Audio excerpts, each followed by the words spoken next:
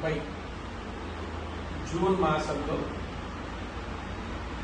Bharatiya Janata party 22 రాష్ట్రాల్లో అధికారంలో ఉన్నటువంటి భారతీయ జనతా పార్టీ జాతీయ అధ్యక్షులు గౌరవనీయులు నితిన్ నవీన్ సిన్హా గారు, అతని పూర్తి పేరు నితిన్ నవీన్ సిన్హా గారు ప్రత్యేకంగా వారి బాధ్యతలు తీసుకున్న తర్వాత నూతన తెలంగాణ రాష్ట్రానికి వచ్చి 3 రోజులు వారు ఉన్న సందర్భంలో ఒకరోజు ప్రత్యేకించి వరంగల్ కేటాయించారని 29వ తారీఖు జాతీయ అధ్యక్షుడిగా వరంగల్లో ఉండేటువంటి అన్ని తెగల గిరిజనులతో, అక్కడ ఎన్ని తెగలు ఉంటే అన్ని తెగల గిరిజనులు, మేధావులు, రిటైర్డ్ అయినటువంటి వాళ్ళు లేదా వాటిని అభిమానించే వాళ్ళు, వాళ్లతో నేను ఒక సమావేశం ఏర్పరచాలి అని 29వ తారీఖు 1 గంటకు మనకు సమయం ఇచ్చి వారు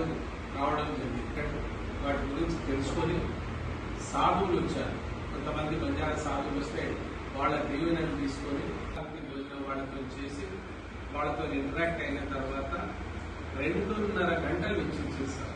ఒక సభకి వరంగల్లో మొత్తం హైదరాబాద్ లో జరిగిన 4 సభలలో 6 గంట 30 గంట తప్ప ఈ గిరిజన సమావేశానికి 2.5 గంటలు వెచ్చించి అక్కడి నుంచి వెళ్లిపోయిన తర్వాత ఈ 4 ప్రోగ్రాంలో మాకు ఒక ఆత్మస్థైర్యాన్ని ఇచ్చి గిరిజనుల వెంట మేము ఉన్నాం, గిరిజనులను మేము ఆదరిస్తాం, గిరిజనుల బతుకులో మార్పు తీసుకొస్తామని ఒక హామీ ఇచ్చిపోయిన ఒక జాతీయ అధ్యక్షుడికి మేము కృతజ్ఞతలు తెలిపాం. అయితే ఒక ఊతమిచ్చాం. ఉమ్మడి వరంగల్ జిల్లాలో రేపు జరిగే కార్పొరేషన్ ఎన్నికలు మాయే అనేటువంటి ఒక సంకేతాన్ని పంపించారు. అంత గొప్ప కార్యక్రమం మాకు ఇచ్చి మాకంత ధైర్యాన్ని ఇచ్చి వెళ్లినటువంటి ఒక జాతీయ అధ్యక్షుడిని ఈ ప్రాంత మంత్రిగా పనిచేసినటువంటి మన తెలంగాణ గిరిజన శాఖ మంత్రిగా పనిచేసినటువంటి సత్యావతి గారు ఒక ప్రెస్ మీట్ పెట్టి వాళ్ళ ముందు మాట్లాడే మాటనేమో కొంత గౌరవపదంగా భారతీయ జనతా పార్టీ పెద్దలు పగటి వేషగాల్లాగా పగటి భాగవతుల్లాగా వచ్చి పోవడం ఏంటిది, గిరిజనులకు వీళ్ళు ఏం చేసిండ్రు, వాళ్ళ వాడనంత గొప్పగా సన్మానం చేసినట్టే అది డైరెక్ట్ గా ఆడ చేసింది నా నేతృత్వంలోనే, నేనే కన్వీనర్ గా ఉండి కేంద్ర ప్రభుత్వం మాది తప్పచెప్తే 500 మంది గిరిజన సోదరులతోటి అంత గొప్పగా మేము ఆ కార్యక్రమం చేశాం. నేనేమడుగుతున్నానంటే ఏదైతే గిరిజనులకు మీరు పరిపాలించిన 10 సంవత్సరాలు లేదా 64 సంవత్సరాలు ఈ దేశాన్ని పరిపాలించినటువంటి కాంగ్రెస్ పార్టీ మోడీ గారు చేసిందంటే ఏం చేశారో ఒకసారి చెప్పమంటుంది. అది మీ విజ్ఞతకు వదిలేద్దాం. పగటి వేషగాడ, పగటి భాగతులా లేదా మనల్ని మన పార్టీలో మిమ్మల్ని గౌరవిస్తున్నారో ఒకసారి మీరు ఆలోచించమని కోరుతా ఉన్నారు. 5 సార్లు ఎంపీ, ఒకసారి హర్యానాలో మంత్రిగా ఉండేటువంటి నితిన్ నవీన్ గారు, ఆయన పగటి వేషాలు వేసి రావాల్సిన అవసరం లేదు.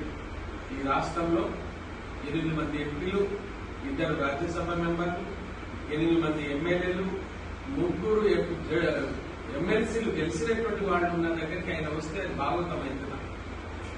ఎట్లా అవుతుంది? అది ఏం మాట్లాడుతున్నారో అర్థం చేసుకోవాలి. రెండవ విషయం ఏంటంటే నేను మీకు మీ దృష్టికి ఇంతవరకు ఎన్నడూ చెప్పుకోలేదు, కానీ ఇప్పుడు చెప్పుకోవాల్సి వస్తా ఉంది. తెలంగాణ ప్రాంతానికి 60 ఏళ్లు వీళ్ళు పరిపాలించినటువంటి బీజేపీ కాంగ్రెస్ కావచ్చు, లేదా 10 సంవత్సరాలు పరిపాలించినటువంటి మీరు ఇవ్వనటువంటి ప్రాజెక్టులు ఈ పుష్కర కాలం 12 సంవత్సరాల మోడీ గారి ప్రభుత్వంలో వచ్చినాయా రాలేదా? ఛాలెంజ్ చేస్తారా? దమ్ముందా, మీకు ధైర్యం ఉందా? ఎక్కడ కూర్చుందామో చెప్పండి. ఏ 12 సంవత్సరాలు ఏం జరగలేదు. ఒక్క వరంగల్ ఉమ్మడి జిల్లాకు సంబంధించి 17,000 కోట్ల రూపాయలు ఇప్పటికీ ఖర్చయినాయి, పనులు నడుస్తా ఉన్నాయి. నేను ప్రాతినిధ్యం వహించినటువంటి ఒక మైపాదికే చెప్తా. మరి గతంలో మీరు ఏదైనా చేసినటువంటి ఎంపీలు కానీ లేదా మీరు మంత్రులుగా ఉన్నప్పుడు మీరు తెచ్చిందేదో చెప్పండి. ఇది మోడీ గారు ఇచ్చింది కదా, ఇది భారతీయ జనతా పార్టీ నాయకత్వంలో జరిగింది కదా. వలిగొండ నుంచి భద్రాచలం జాతీయ రహదారి ఎందుకు ఇవ్వలేదు? ఈ కాలంలో కాంగ్రెస్ పార్టీ కాలంలో ఎందుకు రాలేదు? అదే కేసీఆర్ నేను అడిగితేనే కదా, నేను రాసిస్తేనే కదా నాకు మాటలు పడి అయిందో వాస్తవమా కాదా? తుమ్మల నాగేశ్వరరావు ఒక మంత్రి ఉండే బతికే ఉన్నాడు. జాతీయ రహదారి ఇచ్చాం వలిగొండ నుంచి భద్రాచలానికి. అదే గిరిజన విశ్వవిద్యాలయం ఎప్పటి నుంచో కలగ మిగిలినటువంటి గిరిజన విశ్వవిద్యాలయం నేను నా పార్లమెంటే చెప్తున్నా, ఒక మైబాల్ పార్లమెంటే చెప్తున్నా. గిరిజన విశ్వవిద్యాలయం ఇచ్చి 8వ శతాబ్దంలో కట్టబడినటువంటి రామప్ప దేవాలయానికి యునెస్కో గుర్తింపు ఇచ్చింది ఈ 12 సంవత్సరాల కాలంలో.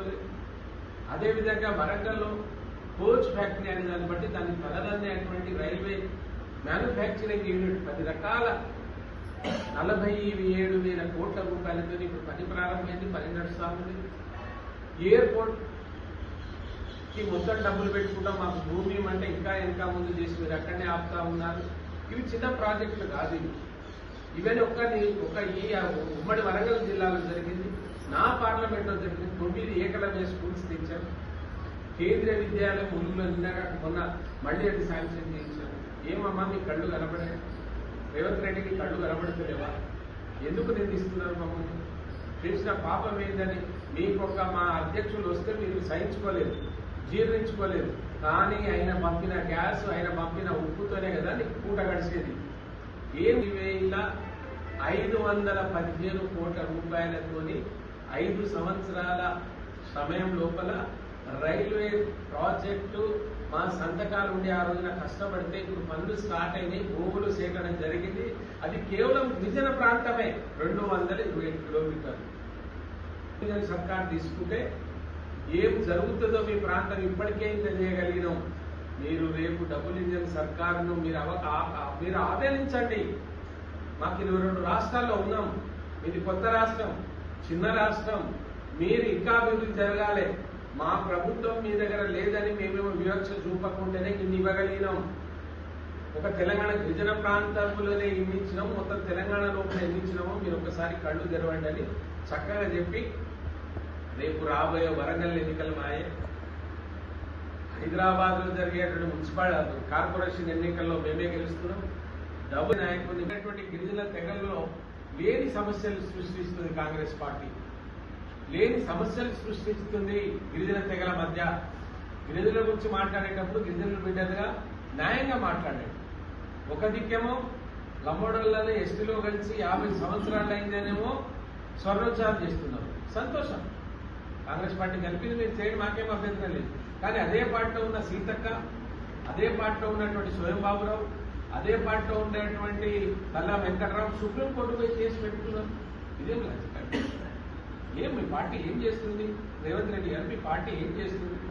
గిరిజనులు అనుకుంటా, గిరిజనులలో ఎవడన్నా గిరిజనుల్లో సమస్య తేవడానికి ప్రయత్నిస్తే వారిని శిక్షించే ప్రయత్నం చేయాలి. ఒక దిక్కేమో లంబడోళ్ళ దగ్గర మళ్ళీ ఓట్లు దండుకోవచ్చు, వాళ్ళ వల్లనే గద్దెనెక్కిరనుకోని ఇప్పటివరకు మంత్రి ఇవ్వాలి. సిగ్గుండవు మీకు? మంత్రి లేదు ఇప్పటివరకు.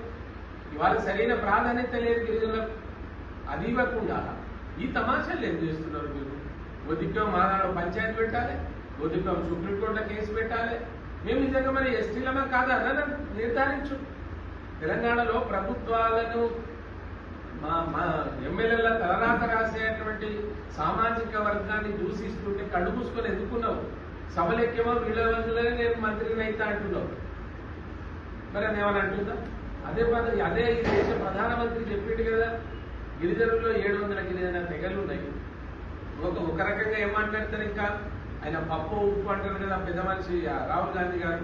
ఓ రాజ్యాంగాన్ని చేతిలో పట్టుకొని బీజేపీ పార్టీ అధికారంలో వస్తే రిజర్వేషన్ తీసేస్తారు. ఎక్కడ తీసేసింది సార్? 6 కులాలను కలిపిండి ఆయన మొన్న. 6 కులాలను 714 ఉంటే 6 కులాలను కలిపిండు. ఆయన ఇవాళ మాట్లాడి ఏదోటి మన బిర్సా ముండా గారి జయంతిని ఆయన అధికారికంగా చేసిండు. రేపు సేవలాల్ మహారాజ్ జయంతిని చేయిస్తాం. రేపు సమ్మక్క సారలమ్మ జాతరను అధికారికంగా ప్రకటించడానికి మేము ప్రయత్నం చేస్తుంటే ఏం మాటలు? కాళేశ్వరం ప్రాజెక్టును రావణ కాష్టంగా కాల్స్తాం, దాన్ని కాలనిస్తలేదు, దాన్ని కూడుతలేదు. అది ఎన్ని రోజులు కాదు అంత పంట అనుకుంటున్నారు వాళ్ళు, కానీ వాళ్ళ సమాధి వాళ్ళే తవ్వుకుంటున్నారు కాంగ్రెస్ పార్టీ. గమనించండి, ఎన్ని రోజులైంది ఎన్ని కమిషన్లు వేసారు, ఎందుకు జైల్లో పెడితేలేరు అవసరం ఉందని. కేసీఆర్ కట్టడండి, కేసీఆర్ కట్టడు. దాని వెనుక ఒక నిపుణులు ఉంటారు, శాస్త్రజ్ఞులు ఉంటారు. ఏమైంది కాళేశ్వరం? వర్షాలు పడాక ప్రజలు ఇప్పుడు వ్యవసాయదారులు చేతులు ఇట్లా ఆకాశం వైపు మబ్బుల వైపు చూస్తుంటే వర్షాలు పడతలేదు. ఒక ఆలోచించి దాన్ని నువ్వు వాళ్ళకి అందించే ప్రయత్నం చేయకుండా అది అయినే గులగొట్టిండు, అది అయినే గులగొట్టిండు, ఆయన గులగొట్టిండు కనుక పోయి తడిగుడ్డ వేసుకొని ఫామ్ హౌస్ లో జపం చేస్తున్నాడు. నువ్వు ఎప్పుడు చేస్తానని ఉంటావా అని పని అయిపోయిందండి. మరి నువ్వేం చేయాలని చేయాలి కదా. నువ్వు ప్రజలకు ఏం అందించాలో అందించవా? నువ్వు అందించకుండా ఎన్ని రోజులు ఇది రావణ కాష్టంలో కాలుస్తావు? దీన్ని ఎన్ని రోజులు రావణ కాష్టంలో కాలుతావు?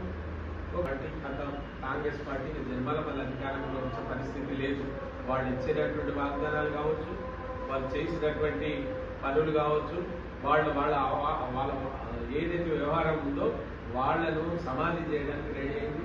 ఇక మళ్ళీ కేసీఆర్ లేచుడు. కేసీఆర్ ఎక్కడ లేచుడు? ఆయన కొడుకు లేచుడు. ఆయనకు తెలంగాణకి ఏం చదువు వాడ, ఆయనకు తెలంగాణ ఏం చదువు? మీరు ఎక్కడి నుంచి వచ్చిందయ్యా? ఏం చేస్తున్నారు మమ్మల్ని? ఎక్కడ ఉన్నాం మేము ఉద్యమకారులమంతా? నాలాంటి వాళ్ళని ఎక్కడ పెట్టిను? చనిపోయిన వాళ్ళు ఎక్కడ ఉన్నారో మీరు ఒకసారి గుర్తు తెచ్చుకోండి. చివరికి ఇప్పుడు నాకు ఒక్కటే ప్రెస్ మిత్రులకు నా మనవి ఏంటంటే, సవాల్ ఇస్తున్నారు, మాకు ప్రాజెక్ట్ ఇచ్చేయమంటున్నారు.